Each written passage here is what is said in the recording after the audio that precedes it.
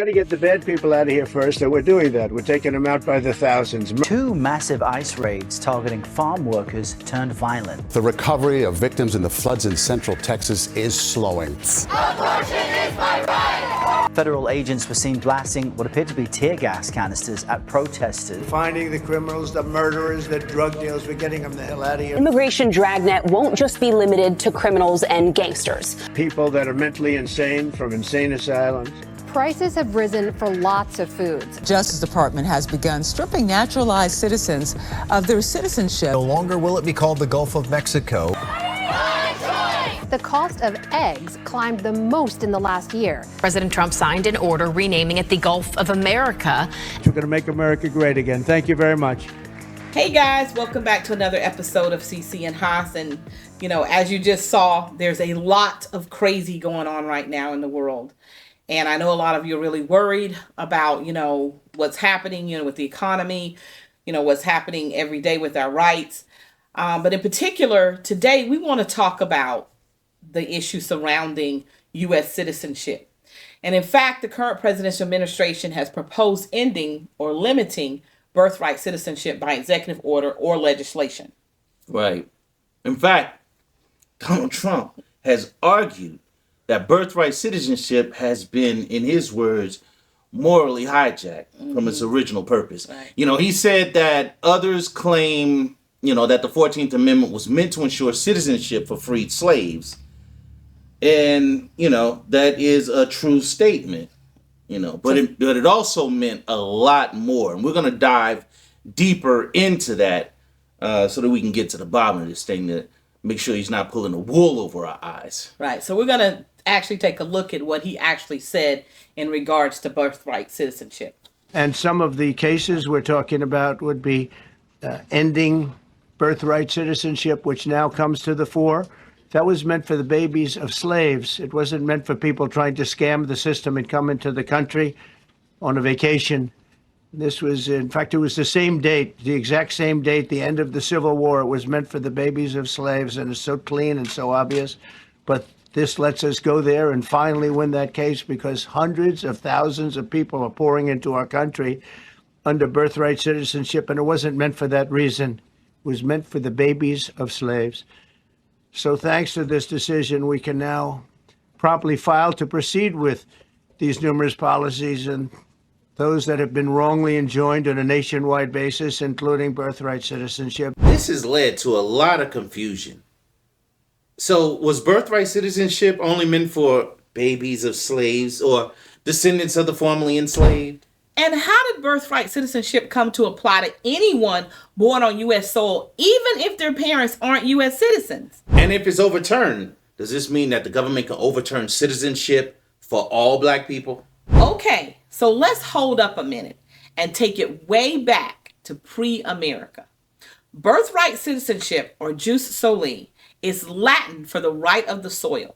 It comes from the English common law. And under the British crown, if you were born within the king's dominion, you were his subject.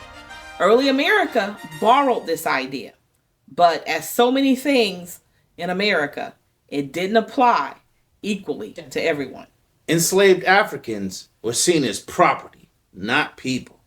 Native Americans were treated as citizens of separate nations. Meanwhile, many white immigrants automatically became citizens by virtue of birth or quick naturalization. So from the start, citizenship was tangled in race, property, and power. Let's step back to 1847 for a moment. In 1847, an enslaved man by the name of Dred Scott sued for his freedom. Dred Scott was born around 1800 and spent much of his life enslaved. He moved west with his original owner, Peter Blow, to Missouri.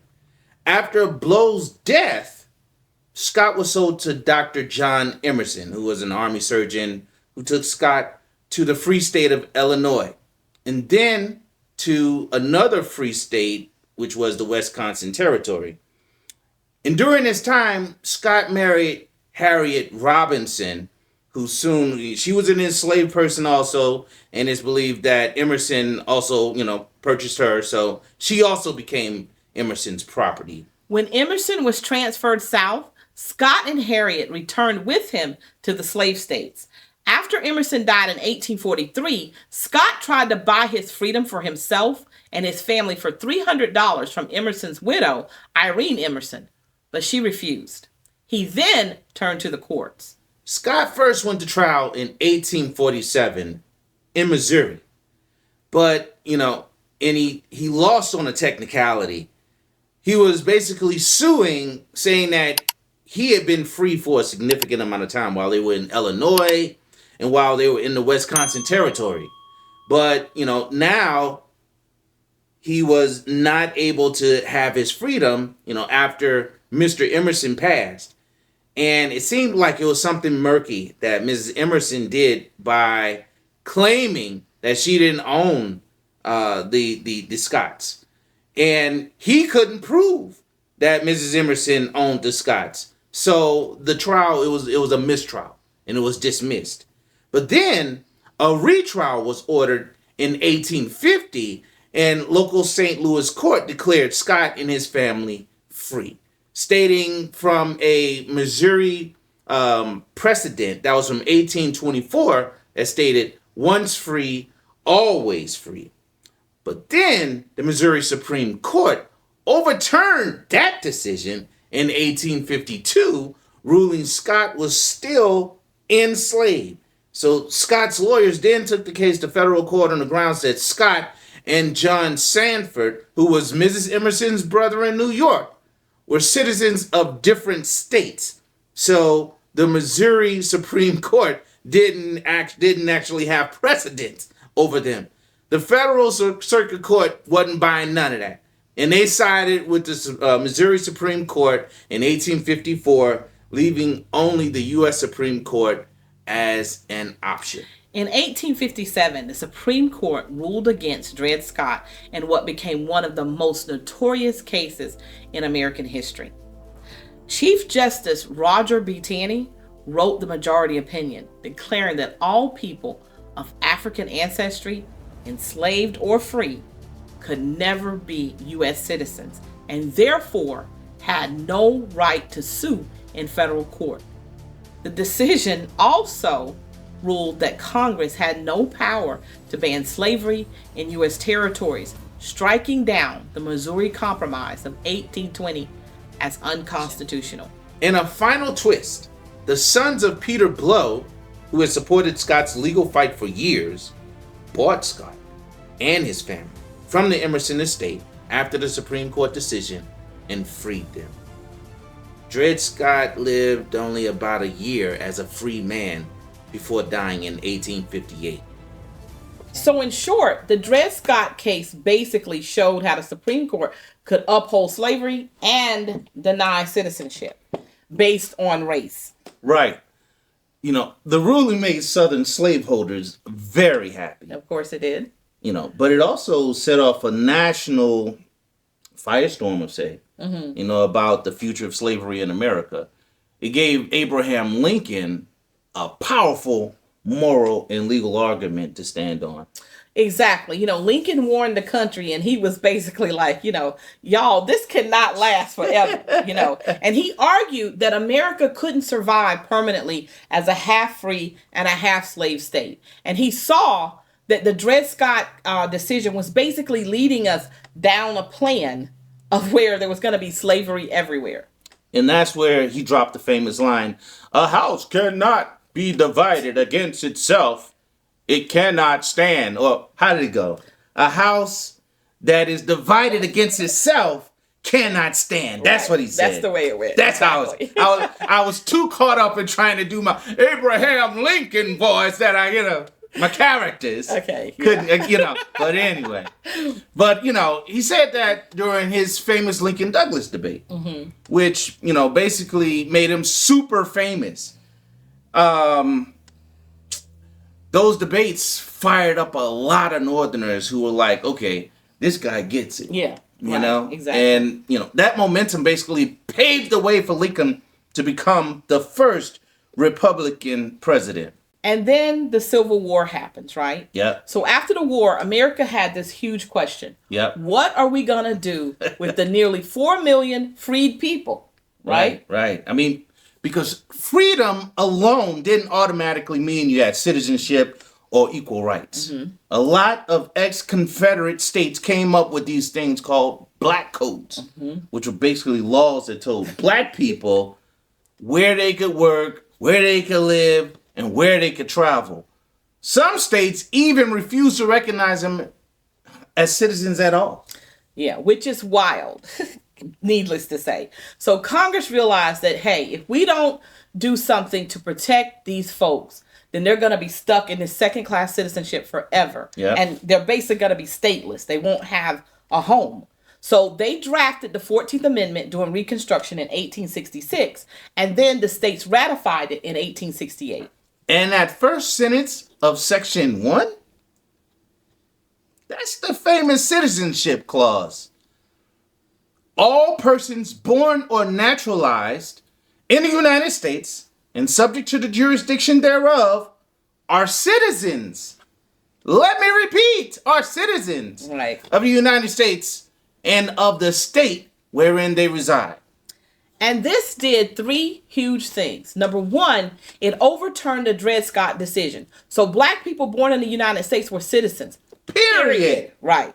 Number 2, it established birthright citizenship, which meant basically the whole Jules Soley principle that if you're born here, you belong here. And number 3, it made it impossible for states to pick and choose who counts for citizenship. So basically citizenship became national and wasn't just local or based in state law anymore. Right. It was a radical promise for its time. That citizenship couldn't be denied because of race or ancestry. And that's why it still matters so much today. Right. But this still left the question of immigrants. In 1898, Wong Kim Ark, who was born in San Francisco to Chinese immigrant parents, returned from a trip abroad, and the government tried to deny his re-entry. Wong Kim Ark was born in 1873 in San Francisco, California, and his parents were Chinese immigrants who were legally living in the U.S. at the time, but were not citizens due to being barred from naturalization under the Chinese Exclusion Act. Chinese Exclusion Act forbid Chinese to immigrate to the United States, and those who were here were not allowed to become citizens. Chinese, they are so different, they're taking our jobs, they cannot become Americans.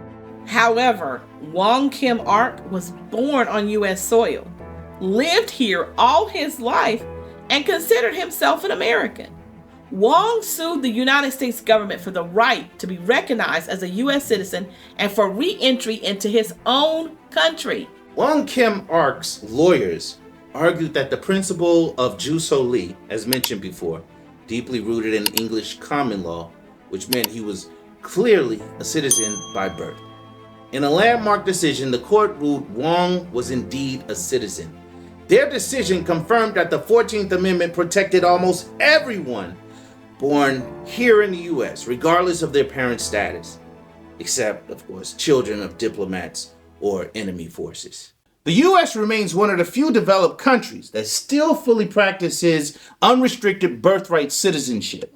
Nations like the UK, Ireland, Australia, and New Zealand have changed their laws to limit it, often citing immigration pressures and so-called birthright tourism. Yet in the U.S., the principle remains a powerful protection against statelessness and an expression of an inclusive national identity. Right. And as the country changes, the debate continues. But, of course, the question remains. Right. Who gets to be American? And who gets to decide? Who gets to decide? Right. At its core, birthright citizenship remains a cornerstone of the idea that America is a nation where you belong by virtue of where you're born, not by who your parents are. However, in recent years, some politicians, and we know who those people are, have proposed ending or restricting it by executive order or legislation, enacted, especially for children of undocumented immigrants. Critics of Trump's position say that His arguments distort history and risk creating stateless children, violating America's core ideals. And I agree with that. But his supporters say change is necessary to address modern immigration pressures.